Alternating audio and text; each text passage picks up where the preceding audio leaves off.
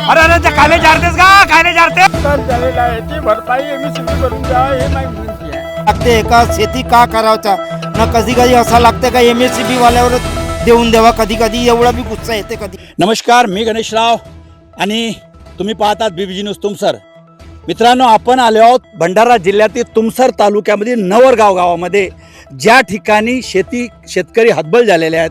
याच्या मुख्य कारण आहे की वीज वितरण कंपनीने त्यांचा जो बिघाड आला होता तो दुरुस्त केला नाही आणि त्याच्यामुळे एका पाण्यामुळे यांचं पूर्ण धान नष्ट झालेले आहेत. तुम्ही बघू शकता की कशा प्रकारे हे धान आहेत, पूर्णपणे यात काही उरलेला नाही. तुम्ही बघू शकता हे शेतकरी आहेत आणि याच्यामध्ये काही उरलेला नाही. 25 दिवसापूर्वी यांची डीपी जळली, यांनी तक्रार केली. एवढेच नव्हे तर कार्यालयामध्ये जाऊन यांनी स्वतः लेखी तक्रार देण्याचा प्रयत्न केला, परंतु अधिकाऱ्याने ती तक्रार घेतली नाही.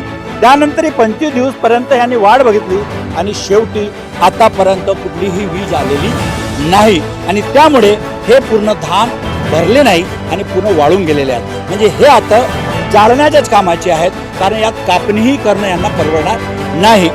माझ्यासोबत या गावचे शेतकरी आहेत, आपण त्यांना विचारूया की काय आहे. भाऊ, तुमचं नाव काय आहे, काय समस्या आहे? माझं नाव मामू रामप्रसाद पासवान, कास्तकार. मी नवरगावचा कास्तकार आहे. 25 दिवसापासून डीपी जळली आहे. एक पाणी कधी आता हा 8 दिवसा 10 दिवसामध्ये बी जर डीपी लावून देते तर धान कशी बी भरली असती. पण आता हा धान कापण्यामध्ये बी नसे. एक तर डब्बीची काळी लावून टाका, तो एक तर चांगला ना. कापल्याला काही पैसे लागणारच आहेत, म्हणून काही ते धान काही होणार नाही. एक पोता बी धान होणार किती नाही. खर्च आला तुम्हाला? करीब 2.5 ते 3 लाख रुपये खर्च आहे. नुकसानात किती झालं जवळपास? आता धरून घ्या ना, पुराच नुकसान आहे ना जी. डबल नुकसान. हो सर. असं आपण 2 गण खात फेकतो, परा लावतो, ट्रॅक्टर आहे ना. आता आईने वेळेवर आपली ते एकदम असा लागते का शेती का करावचा ना. कधी कधी असं लागते का एमएससीबी वाल्यावर देऊन द्यावा कधी कधी एवढा बी गुस्सा येते कधी कधी. पण आपले जात आपले छोड बंडूभाव बंद करता पाहतच नाही. कामाच्या वेळेस येते तो बी. काम झाला ना जेव्हा आपला आजा अशी गंमत आहे. आमदार भाऊले याच्या अगोदर बी सांगितलं होतं मागच्या वर्षी बी, तरी पण होत म्हणते. 8 तासाची लाईन आहे, 4 तास 6 तास दिवसभरातून 2 गण 3 गण ट्रिपच मारतो लाईन. सर्व कास्तकारांना माहीत आहे. याच्या कारण धान बेकार झालेली आहे आपली ना. आमदार भाऊ त्याहून ते आहे राजू भाऊ. तुमचं नाव काय आहे आणि काय समस्या आहे? माझं नाव गणेश भावराव पोबा आहे. माझ्याकडे 9 एकर शेती लावलेला आहे. 9 एकरामध्ये 38 कट्टे, फक्त 40 किलोचे 38 कट्टे चुरलेला आहोत. काय काही रुपयाचा नुकसान झालेला आहे, ती भरपाई एमएससीबी करून द्यावा हे माझी विनंती आहे. काय म्हणते भाऊ? काय नाव आहे, काय समस्या आहे? मी राहणार नवरगाव, लक्ष्मण मदन गुरुवे. ह्या लाईटमुळे हे पूर्ण नुकसानीचा हा खराबी झाला.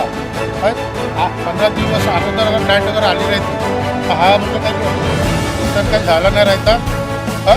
हा फाटावाली बी पूर्ण बेकारी आहे. हे कपीची काळी औषधी फवारा याला पुन्हा घडून आला.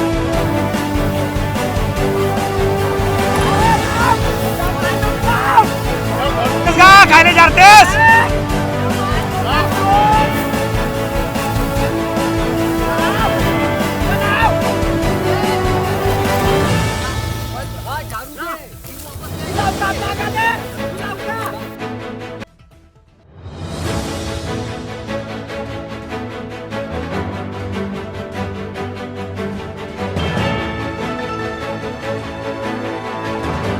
हे कशाला आग लावली तुम्ही? मी पाण्यामुळे अभावीमुळे मी मातीच अंगावर लावली धानाले. मग आता नुकसान तर जास्त झाला तुमच्या. जास्त होईल ना. आता का करून त्याची इकून बी मेलो ना, तिकून बी मेलो का करून. आता एमएससीबी वाले तर पाहतील. आता असं खर्चच नाही निघून राहिला आपला, मग कशाला करायचा. आता थार फेकायची आहे की आपल्याला. बघू शकता शेवटी शेतकऱ्यांचा राग झाला आणि स्वतः ज्यांनी इथं घाम गाळला, शेतकऱ्यांनी स्वतः घाम घालून पैसा लावून जो धान लावला त्याला यांनी आग लावलेली आहे. बघा किती दुर्दैवी गोष्ट आहे. शेतकरी रडत आहेत आणि पुढारी किंवा अधिकारी याकडे लक्ष देत नाही. ही किती दुर्दैवी गोष्ट आहे. म्हणजे हा एक पीक तर गेलाच, आता खरीपाचा पीक येईल, तो पण जर लवकरात लवकर MSCB यात वीज देणार नाही तर तोही पीक जाण्याची शक्यता आहे. तेव्हा या शेतकऱ्यांचे दुखणे बघू शकता. यांनी आता सर्व याला जाळलेले आहे. म्हणून आता तरी अधिकाऱ्यांनी याकडे लक्ष द्यावा, पुढाऱ्यांनी. हे बघा कशा प्रकारे म्हणजे ज्या शेतकऱ्यांनी आपला घाम गाळून हा धान लावला आणि तेच आता याला जाळत आहेत, म्हणजे एक दुर्दैवी बाब आहे. मी गणेश राव आणि BBG न्यूज तुमचा. BBG न्यूज, समस्या तुमची, आवाज आमचा.